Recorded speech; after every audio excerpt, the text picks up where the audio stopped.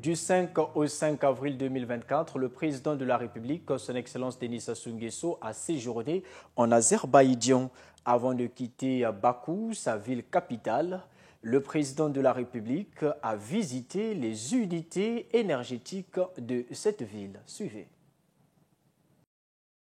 Avant de quitter Bakou, le président de la République, Denis Sassou Nguesso, a procédé ce vendredi 5 avril à la visite guidée du terminal pétrolier de Sangachal, situé sur les rives de la mer Caspienne, à 45 km au sud de Bakou. Ce vaste complexe industriel, qui s'étend sur 600 hectares, comprend un point de collecte, de traitement, de stockage et d'exportation de gaz et de pétrole.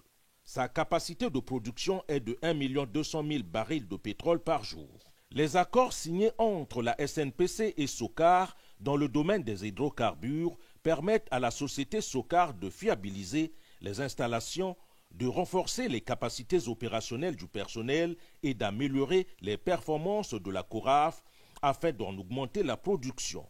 Dans le cadre de cet accord, SOCAR s'engage à organiser et à faciliter l'accès aux programmes de formation dispensés par ses instituts de formation et de ses partenaires. Après ce site, le président Denis Sassou Nguesso a mis le cap sur la centrale solaire photovoltaïque de Saradag d'une puissance installée de 230 MW.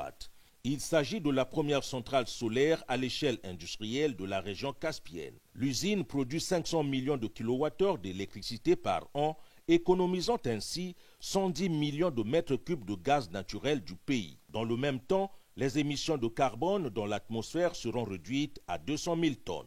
Cette centrale, qui couvre une superficie de 550 hectares, compte 572 000 panneaux solaires installés. On peut donc dire que la marche de l'Azerbaïdjan vers la transition énergétique au travers de l'énergie renouvelable est amorcée.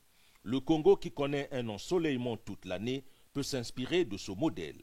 Sur ce site, un jardin est aménagé et chaque visiteur de marque plante un arbre. Denis Sassou Nguesso a planté un sapin. Un autre site visité par le chef de l'État ce vendredi est Hassan Service, une agence d'État pour les services gouvernementaux aux citoyens. L'objectif de l'agence est de rendre les services plus efficaces, plus transparents et plus facilement accessibles aux populations en utilisant la technologie moderne. C'est aussi un incubateur de start-up. 2024 étant décrété année de la jeunesse, le président Denis Sassou Nguesso enjoint le gouvernement à investir dans ce genre d'initiative. Je viens de visiter un centre de service public qui est un produit de génie qui met le service public à la portée de l'ensemble de la population. Non seulement met le service public à la portée de la population, mais crée une espèce de transparence dans la vie en général. J'ai vu un centre de start-up où des jeunes qui ont des idées de projets ont les installations et peuvent travailler.